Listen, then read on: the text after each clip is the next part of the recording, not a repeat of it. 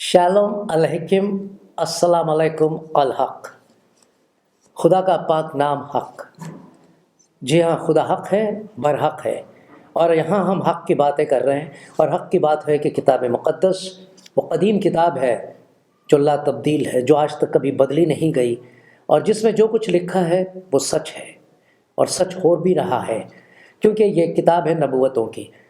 तो अब हम किताब मुक़द्दस का मुताला कर रहे हैं, और साथ में कुरान मजीद को भी हम आपके सामने पेश कर रहे हैं, ये बताने के वास्ते कि कुरान मजीद ख़ुद तस्दीक़ करता है किताब मुक़द्दस की। इसमें लिखी हुई बहुत सारी बातें हैं जो एक तरह से इशारा करती है किताब मुक़द्दस की तरफ। तो जनाब, मैं चाहूँगा कि आप कुछ ऐसे आयत पढ़ें जी, जिससे ये साबित हो कि किताब मुक़द्दस का ज़िक्र जो है वो कुरान मजीद में आ रहा है। जी।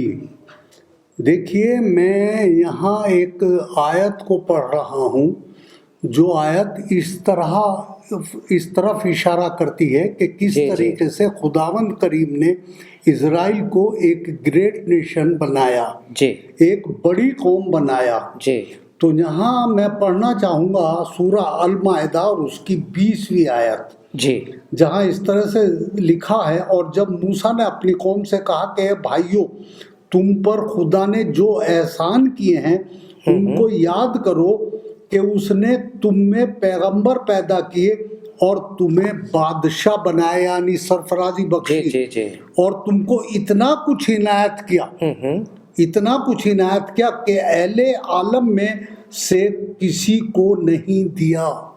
जी हाँ, ये एक बहुत बड़ा ख्याल ही नहीं, बल्कि एक जी, बहुत बड़ी सच है। तस्दीक़ है।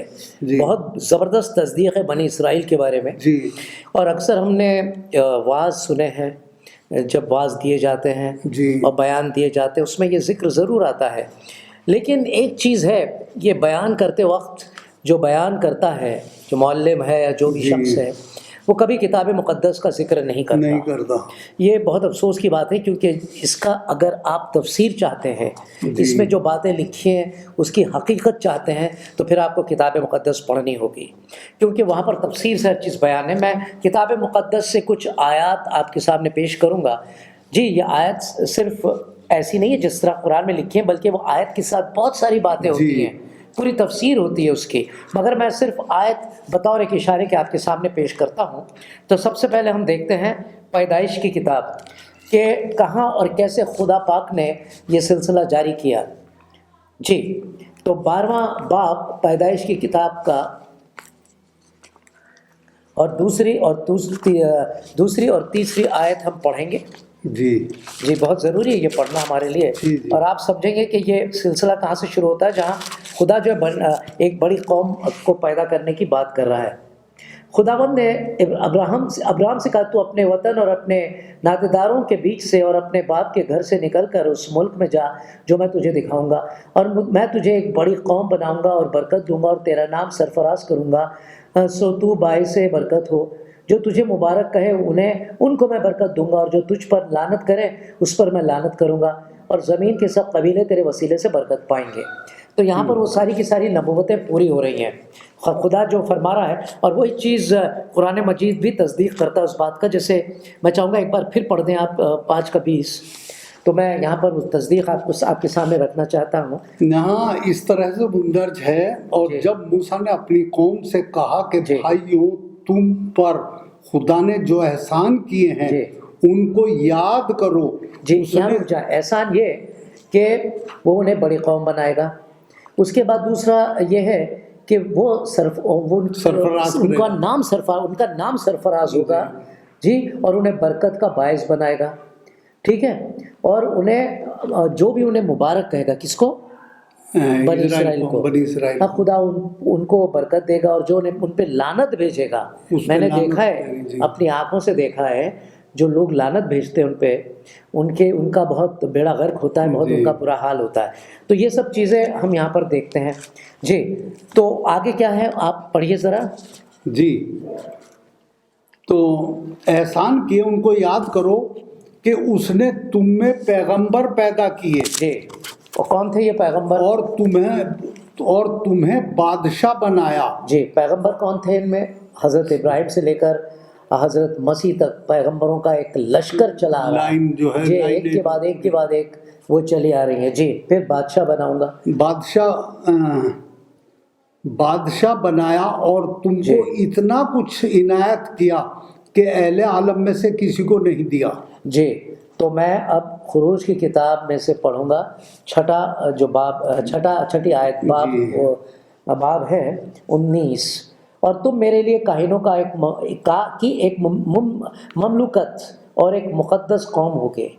کسی بھی قوم کے تحت خدا نے ایسی بات کبھی نہیں کہی کہ تم میرے لیے مطلب خدا کے لیے جی. کاہنوں کی ایک مملوکت ہوگی. کاہن کون ہوتے تھے؟ وہ بادشاہ بھی ہوتے تھے، جیسے حضرت داؤد جو تھے وہ بادشاہ تھے.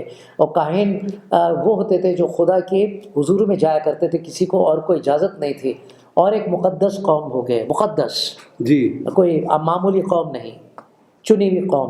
انہی باتوں کو تو بنی اسرائیل سے کو سنا دے.